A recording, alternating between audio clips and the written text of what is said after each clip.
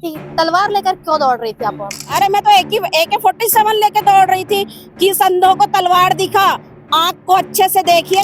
सुनबे जॉन और सुनबे अरुण पन्नाला, तो घंटा हम लोग का कुछ नहीं उखाड़ पाएगा।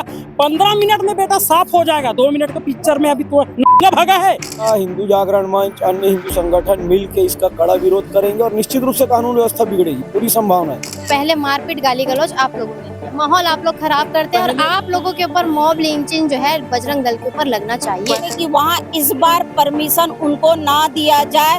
अगर वहाँ पर कुछ भी ऐसा लगता है तो तुरंत उन पर कार्रवाई करेंगे, हंगामा करेंगे, जिसको जो करना है कर ले। पुलिस प्रशासन का हमको सहयोग है। गरबा की परंपरा है, मूल रूप से गुजरात की परंपरा है, सबको मनाने का अधिकार है, लेकिन उसके मूल स्वरूप से छेड़छाड़ करने का अधिकार किसी को नहीं है। हर गरबा पंडाल वाला सुन ले, 400 से ज्यादा बजरंग दल के कार्यकर्ता विभिन्न पंडालों में तैनात रहेंगे। हिंदू लड़कियां मुस्लिम लड़कों के साथ जाती हैं, उनको भगा के लेके जाते हैं, इसलिए मैं खुले बिल्कुल 100% कह रही हूँ कि वहाँ पर ये चीज होता है। और ये लोग भी सुन ले कि अब दोबारा हिंदू समाज बर्दाश्त नहीं करेगा।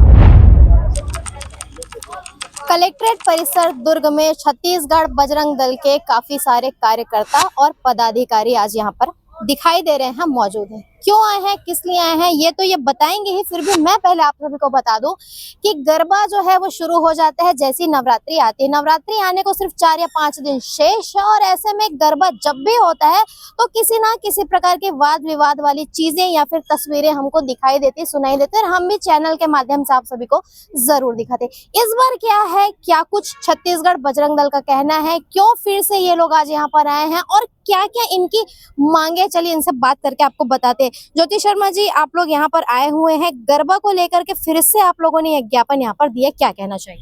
जी, जो सेक्टर 7 में जुल्फिकार है, जो गरबा करवाता है वहाँ के मैदान में, तो हम उसी के लिए विशेष करके उसी के लिए आए हुए थे कि वहाँ जो पंडाल में जो गरबा वो करवाता है वहाँ लौ जिहाद और छेड़खानी सबसे ज्यादा होता है। तो उसी के लिए हम आवेदन देने आए थे कि वहाँ इस बार परमिशन उनको ना दिया जाए।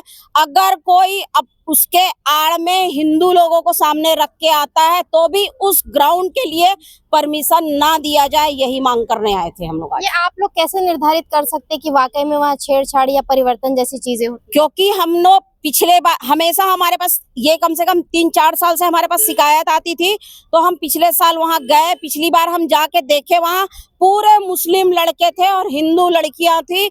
वहाँ पर छेड़छाड़ होता है, वहाँ पर लौ जिहाद का होता है। कितने लोग उसके बाद हिंदू लड़कियां मुस्लिम लड़कों के साथ जाती हैं, उनको भगा के लेके जाते हैं। इसलिए मैं खुले बिल्कुल 100% कह रही हूँ कि वहाँ पर ये चीज होता है। इसके अलावा और कुछ मांगे आप लोगों ने की है आज? बिल्कुल मांग किए हैं कि जैसे माता का स्वरूप है, जिस पंडाल में बिठाना है हमारी माता को, जो भगवती माता का जो स्वरूप है वही रहना चाहिए। उसको कोई भी पंडाल वाले माता के स्वरूप को बिगाड़ने की कोशिश ना करे। वो आराध्य की देवी है और शक्ति की देवी है, तो उनसे खिलवाड़ ना करे। इस चीज के लिए भी आए थे हम। जी, एक परसों जब हमने खबर प्रसारित की है पद्मनाभपुर में जिस प्रकार का माहौल खराब हुआ था, उसमें कुछ हमारे पास ऐसे कॉल्स आ रहे कि आप तलवार लेकर दौड़ रही थी। तलवार लेकर क्यों दौड़ रही थी आप वहाँ पर? अच्छा, सबको वो तलवार दिखा क्या? उनको AK-47 नहीं दिखा? अरे मैं तो AK-47 लेके दौड़ रही थी कि संधो को तलवार दिखा, आँख को अच्छे से देखिए। कई लोग समझ में आया तुमको मैं क्या लेके चल रही थी। ये रही तलवार वाली बात। इसके अलावा और कुछ कार्यकर्ताओं से जुड़ते हैं।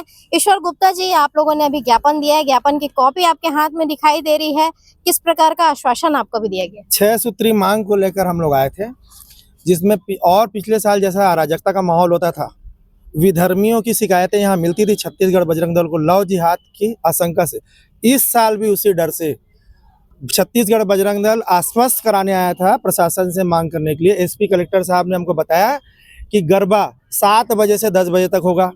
हमारी मांग है अश्लील गाने ना बजाए जाए और पेरेंट्स की निगरानी में हो, अभद्र कपड़े ना पहने। 400 से ज्यादा बजरंग दल के कार्यकर्ता, फिर से बताने देना चाहता हूँ, हर गरबा पंडाल वाला सुन ले, 400 से ज्यादा बजरंग दल के कार्यकर्ता विभिन्न पंडालों में तैनात रहेंगे, ये देखने के लिए कि वहाँ की व्यवस्था हिंदू समाज के हिसाब से है कि नहीं है। अगर वहाँ पर कुछ भी ऐसा लगता है तो तुरंत उन पर कार्रवाई करेंगे, हंगामा करेंगे, जिसको जो करना है कर ले। पुलिस प्रशासन का हमको सहयोग है। कि वो बताएं, वहाँ फोर्स लगा के रखेंगे, वहाँ निगरानी करेंगे। अगर इसके अलावा लगता है कि बजरंग दल कार्रवाई करेगा तो फिर करेगा। प्रशासन के रहते आप लोग क्यों अपने हाथों में ले रहे हैं? हमारा काम है धर्म रक्षा, और धर्म रक्षा धर्मो रक्षता रक्षिता हमारा मोटिव है। सेवा, सुरक्षा, संस्कार। हम हिंदू धर्म की सुरक्षा ही नहीं कर पाएंगे, सेवा ही नहीं कर पाएंगे तो बजरंग दल में रहने का और हिंदू समाज का हिंदू झंडा उठाने का क्या मतलब है। इसलिए हम लोग को अगर वक्त पड़ेगा तो कानून को भी हाथ में लेंगे, लेकिन अभी फिलहाल तो ऐसा वो क्योंकि हम एसपी साहब से मिल के आए, उन्होंने बोला है कि हम पूरी आपकी मांग को मान लिए हैं और हम उसी हिसाब से काम करने वाले हैं। जी, प्रदीप सिन्हा जी यहाँ पर मौजूद है। पहले मारपीट आप लोगों ने शुरू की?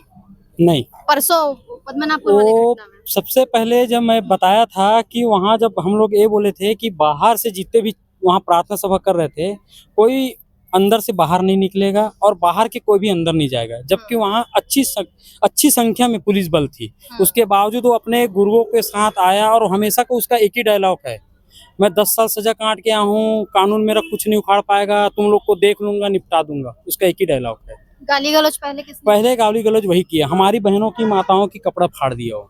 पर उनका तो कहना है कि पहले मारपीट गाली गलौज आप लोगों ने किया, माहौल आप लोग खराब करते हैं और आप लोगों के ऊपर मॉब लिंचिंग जो है बजरंग दल के ऊपर लगना चाहिए। पहले हम लोग गए तो भाई वहाँ पुलिस प्रशासन थी, हमें अगर माहौल खराब करना रहता तो हम लोग पहले कर लेते। वहाँ 1 घंटा बैठ के हनुमान चालीसा का पाठ काहे कर रहे थे? पहले भाई हम लोग 1 घंटा पहले 1-1.5 घंटा पहले गए ना, पुलिस प्रशासन से कोऑपरेट थे हम लोग। पुलिस प्रशासन से कुछ कंडीशन, कुछ बात हुई थी कि कोई कानून व्यवस्था नहीं बिगाड़ेगा करके। ये आदमी के आते ही क्यों बिगड़ा? और ये हमेशा जहाँ जहाँ आता है, जैसे नन वाले मामले में गया, वहाँ भी अपना केस बिगाड़ने की कोशिश किया, पद्मनाभपुर में गया, कैलाश नगर में, भिलाई में गया। हमेशा जहाँ ये जॉन आता है अपना इस एक ही डायलॉग है कि मैं कानून को कुछ नहीं मानता। जी मैडम, आप लोगों के ऊपर आरोप है कि आप लोग झूठ बोल रहे हैं कि आप लोगों के जो है आपकी बहन के कपड़े फाड़े गए और तमाम प्रकार की चीजें, महिलाओं के ऊपर भी आरोप लग रहे हैं कि आप लोग झूठ बोल रहे हैं। मुझे ये बताया सबसे पहले, कोई महिला अपने लिए ऐसी अभद्र चीजें बोल सकती है क्या? उनके साथ हुआ और हुई भी ये बात कि जब अचानक से सारी चीजें, तो भी कैमरा निकालते करते तो टाइम हो जाएगा, मोबाइल, हम लोग तो मोबाइल अंदर रखे हुए थे और पुलिस के सामने आपने देखा, वीडियो दिख भी रही, वो निकल के धक्का मार करके आ रहा गाली देते हुए, और भैया को भी ना माँ की गाली देके घूसा मारा उसने। मेरा ही दुपट्टा खींचा और बाल खींचा, पूरे बाल मेरे बिखर गए। तो हम लोग पागल है, अपने खुद के कपड़े फाड़ेंगे से जैसे हैं।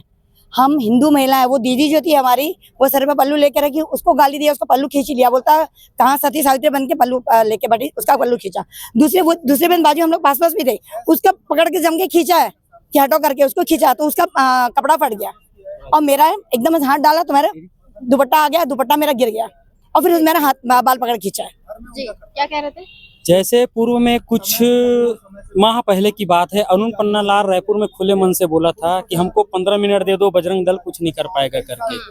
तो अरुण पन्नालाल को और इसको जॉन को भी, बेटा 2 मिनट में तुम्हारा हालत खराब हो गया। और सुन बे अरुण पन्नालाल, तेरी ऐसी तैसी 2 कौड़ी का आदमी, साले तू अरुण पन्नालाल कौन लिखता है? पहले तू अपने नाम चेंज कर, तू खुद कन्वर्टेड है, तू ईसाई है ही नहीं। तू हमारे हिंदू सनातन की जो भाई बहन है ना, उनको कन्वर्ट करना छोड़ दे। फिर तू 15 मिनट बोलता है ना, 15 मिनट फिर एक ईसाई नहीं देखेगा यहाँ। जो ईसाई मिशनरी वाले हैं ना छत्तीसगढ़ में, हम लोग भी अब कसम खा के बैठे हैं, जहाँ जहाँ इन लोग अवैध धर्मांतरण का खेल चल रहा है बंद रूम में, वहाँ जाएंगे और हर हफ्ता जाएंगे, हर रविवार को जाएंगे। सुनबे जॉन और सुनबे अरुण पन्नालाल, तू घंटा हम लोग का कुछ नहीं उखाड़ पाएगा। 15 मिनट में बेटा साफ हो जाएगा। 2 मिनट का पिक्चर में अभी तो भागा है। वो तो गनीमत और इज्जत है कि साले तेरा पैंट और चड्डी छोड़ दिए, नहीं तो तेरा उसका भी औकात नहीं था। मैं हिंदू जागरण मंच से दुर्ग नगर संयोजक प्रदीप सिन्हा। एक बात बोलना चाहूंगी, जी। इन लोग जो कह रहे हैं कि इन लोगों ने पहले कुछ किया, तो हम लोग पागल थे? जो पुलिस प्रशासन हमारा साथ दे रही, उसकी बात भी यदि करना रहता तो पुलिस के आने के पहले सब निपटा दिए रहते। वो जिस तरह नंगा पूरा ऊपर पहुंच जाता। इतने हमारे बजरंग दल के लोग थे, सामने बैठ करके हम लोग हनुमान चालीसा कर रहे हैं, आराम से बैठे हुए हैं, हनुमान चालीसा कर रहे हैं, राम जी का जप कर रहे हैं। उसके गेट तक हम लोग कोई जाने की परमिशन नहीं, हम लोग दूर बैठे हुए थे।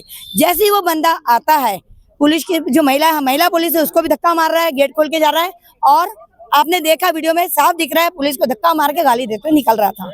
तो बस यही चाहूंगी, यदि हम लोग को करना रहता है, हम लोग पुलिस प्रशासन को नहीं कहते हैं, आगे भी जो रहेगा हम लोग पुलिस प्रशासन के साथ ही जा रहे हैं। और हिंदू समाज जो है, आपको बता देना चाहूंगी, हिंदू समाज कभी भी शस्त्र नहीं उठाता है, पहले नहीं उठाता, बाद में भी नहीं उठाता। यदि शस्त्र उठाना होता है तो वो बंदा रायपुर वाला अपनी उंगली क्यों काटता, वो दूसरे की काटता है, लेकिन हिंदू दूसरे को नहीं काट सकता है वो कभी भी दूसरे की, क्योंकि उसने अपना पूरा शास्त्र पढ़ा नहीं है। पढ़ा होता तो ये पता होता है कि कृष्ण भगवान ने बंसी बजाई और प्रेम और किस तरह से हमको रहना चाहिए, वो सिखाने के बाद में जब धर्म के ऊपर कुछ प्रतिघात होता है तो चक्र भी चलाना होता है। और हिंदू समाज पूरी तरह से अपने धर्म को नहीं अपना रहा है। क्यों अपनाया रहता है? मंदिर जाता है तो भगवान को बस हाथ जोड़ के निकल जाता है, अच्छे से भगवान के दर्शन नहीं करता है। हर एक देवी देवता के हाथ में शस्त्र होता है, उस शस्त्र को देखता और खुद भी शस्त्र रखता अपने बचाव के लिए। कभी हिंदू आज तक न किसी के मंदिर मस्जिद को या किसी गिरजाघर को तोड़ा है, न किसी के ऊपर पहले प्रहार किया है। लेकिन कोई यदि प्रहार करेगा तो प्रतिघात तो हमें करना ही होगा, और अब यदि करेंगे तो इसका परिणाम बहुत ही बुरा होगा। ये शासन प्रशासन भी सुन ले और ये लोग भी सुन ले कि अब दोबारा हिंदू समाज बर्दाश्त नहीं करेगा। जी, दोबारा हिंदू समाज बर्दाश्त नहीं करेगा, मैम का कहना है। सर, अभी जो मुख्य रूप से आप लोग आए थे गरबा पंडालों के लिए हिदायत देने, इस पर आप क्या कहना चाहेंगे? देखिए, ये जो गरबा की परंपरा है मूल रूप से गुजरात की परंपरा है, सबको मनाने का अधिकार है, लेकिन उसके मूल स्वरूप से छेड़छाड़ करने का अधिकार किसी को नहीं है। ये हिंदू धर्म की धार्मिक आस्था का एक विषय है। यहाँ जो अश्लील गाने बजाए जाते हैं और ऐसे लोग जो गैर हिंदू है, जिनकी हिंदू सनातन आस्था में कोई इनका विश्वास नहीं है, इनको आयोजन करने की अनुमति कतई हिंदू समाज नहीं देगा। प्रशासन से अनुरोध करने आए थे कि प्रशासन भी इस प्रकार के आयोजन की परमिशन ना दे, दी है तो उसको रद्द करे, अन्यथा हिंदू जागरण मंच अन्य हिंदू संगठन मिल के इसका कड़ा विरोध करेंगे और निश्चित रूप से कानून व्यवस्था बिगड़ेगी, पूरी संभावना है अगर अनुमति दी जाती है। इसलिए अनुमति ना दे दी गई है तो रद्द करे और उस पंडाल को खाली रखे, नहीं तो हम अपने ढंग से जवाब देने के लिए बाध्य हैं। आप सभी ने सुना कि क्यों आज हिंदू जागरण मंच के लोग, छत्तीसगढ़ बजरंग दल के लोग यहाँ पर आए हुए थे और क्या कुछ उन्होंने कहा है, और गरबा को लेकर विशेष रूप से इन लोगों की जो रणनीति बन रही है संगठन के तरफ से, दलों के तरफ से, इस पर आप सभी क्या कहना चाहेंगे? कमेंट सेक्शन में जाकर कमेंट करके जरूर बताइए। बने रहिए N24 न्यूज खबरों की दुनिया के साथ। हमारे चैनल को सब्सक्राइब करना ना भूले, वीडियो को लाइक करें, शेयर करें। धन्यवाद।